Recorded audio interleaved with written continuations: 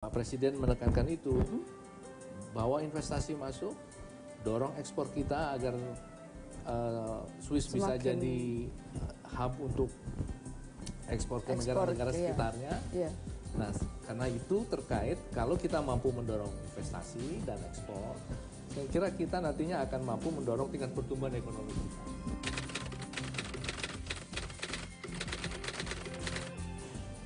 Perubahan persepsi, perubahan sentimen itu mau tidak mau mempengaruhi kondisi kita di dalam. Karena ekonomi kita terbuka. Ya.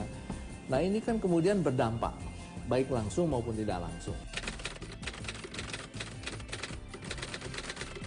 Ketika kita ingin menjadikan industri keuangan lebih kompetitif lagi, ya, yaitu pengembangan SDM.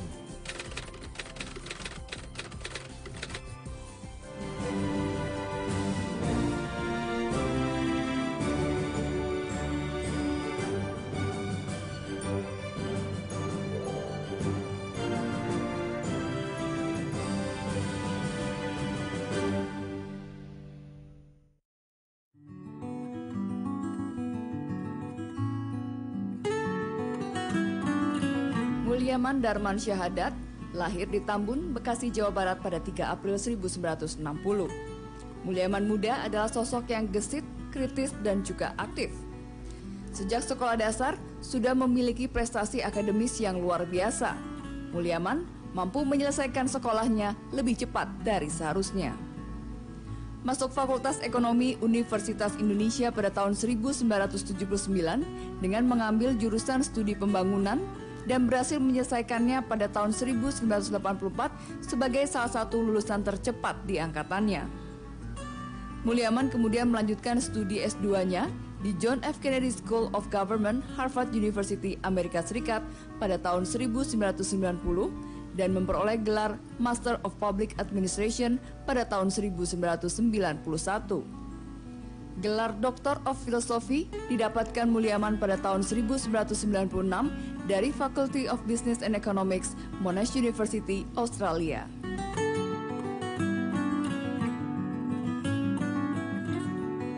Mulyaman memulai karirnya di Bank Indonesia pada tahun 1986 sebagai staf umum di kantor Bank Indonesia cabang Matraman, Jakarta Timur dan tercatat sebagai Deputi Gubernur termuda.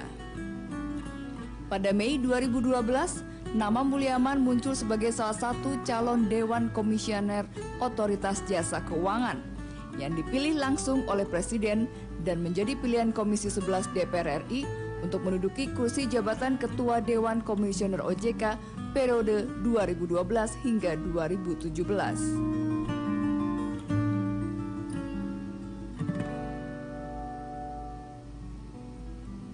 Pada masa jabatan Mulyaman sebagai Ketua OJK pada Juli 2017 dan pada 13 Januari 2018, Universitas Diponegoro mengangkat Mulyaman sebagai guru besar tidak tetap pada Fakultas Ekonomi dan Bisnis.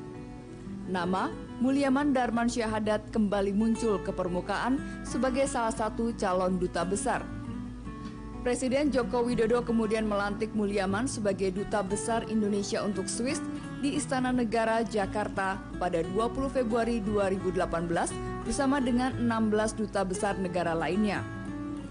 Dengan jabatannya sebagai Duta Besar Indonesia untuk Swiss dan Liechtenstein, Mulyaman akan mendorong perjanjian Free Trade Agreement antara Indonesia dan Swiss untuk meningkatkan ekspor dan investasi di kedua negara.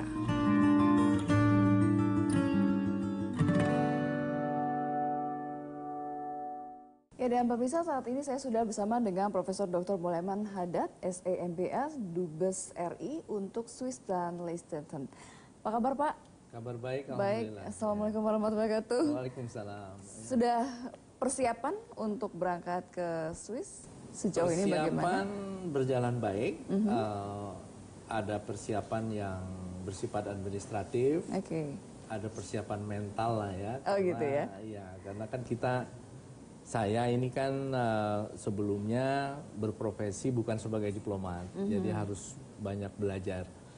Jadi oleh karena itu persiapannya termasuk banyak tanya kepada para senior mengenai seluk-beluk diplomasi, ya kan dunia yang baru bagi saya. Dunia yang baru ya. Iya.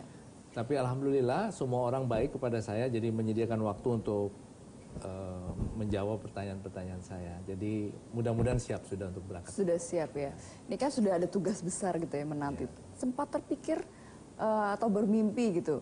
Ternyata tidak menjadi sama seorang sekali. duta besar, seorang diplomat. ketika pertama kali diinformasikan bahwa tidak lama setelah saya selesai di OJK, saya kira mungkin 1-2 bulan berikutnya saya diinformasikan oleh Bapak Presiden untuk menjadi duta besar. Kemudian di mana Pak? Di Swiss. Oke. Karena Swiss cocok dengan background saya sebagai istilahnya pegiat di industri keuangan. Karena kita tahu Swiss itu dulu dan sampai hari ini menjadi pusat keuangan dunia, salah satu pusat keuangan dunia. Banyak bermarkas besar di sana itu lembaga-lembaga keuangan besar, ya, sekretariat dari berbagai macam lembaga internasional di bidang keuangan. Jadi saya pikir mungkin saya bisa dekat dengan itu nanti. Di samping tentu saja tugas duta besar sesuai dengan aturannya ada hal lain, yaitu terus melakukan diplomasi politik, kebudayaan, ekonomi, melindungi warga negara Indonesia yang ada di sana. Saya kira itu. Jadi di luar tugas-tugas umum dari duta besar, saya ada pesan khusus begitu mungkin ya, misi khusus yang akan dibawa. Terutama untuk membawa investasi dan mendorong ekspor. Swiss itu kan negara kecil. Tapi negara kecil dan jumlah penduduknya juga sedikit, sehingga pasarnya kecil. Tetapi income per kapitanya tinggi sekali, hampir 60.000 US dollar per kepala, ya. US dollar 60.000 dibandingkan kita yang masih 3.800. Jauh sekali jaraknya. Swiss sudah 60.000 per kepala. Jadi Swiss itu kecil, negaranya kecil, pasarnya kecil, tetapi daya belinya besar sekali. Nah, daya beli ini kan tidak mampu diserap oleh pasar domestik. Oleh karena itu daya beli ini pasti akan keluar. Nah, ketika daya beli dia akan keluar, itu mesti ada yang nampung tuh. Nah, biasanya yang menampung itu negara-negara seperti kita dalam bentuk investasi. Jadi investasi Swiss di India, investasi Swiss di Thailand, di Vietnam, di Indonesia dan lain sebagainya. Jadi kita sama-sama bersaing dengan negara-negara lain memperebutkan daya saing yang besar itu agar kemudian dia bisa berinvestasi di Indonesia, membangun proyek-proyek infrastruktur, membangun proyek-proyek, karena Swiss itu kuat di teknologi, ya, kemudian research, kemudian juga inovasi, permesinan dan lain sebagainya yang saya kira sangat kita butuhkan. Jadi saya pikir Pak Presiden menekankan itu. Bawa investasi masuk, dorong ekspor kita agar Swiss bisa jadi hub untuk ekspor ke negara-negara sekitarnya. Nah, karena itu terkait kalau kita mampu mendorong investasi dan ekspor, saya kira kita nantinya akan mampu mendorong tingkat pertumbuhan ekonomi kita. Itu yang menjadi misi khusus kalau untuk sekarang ya.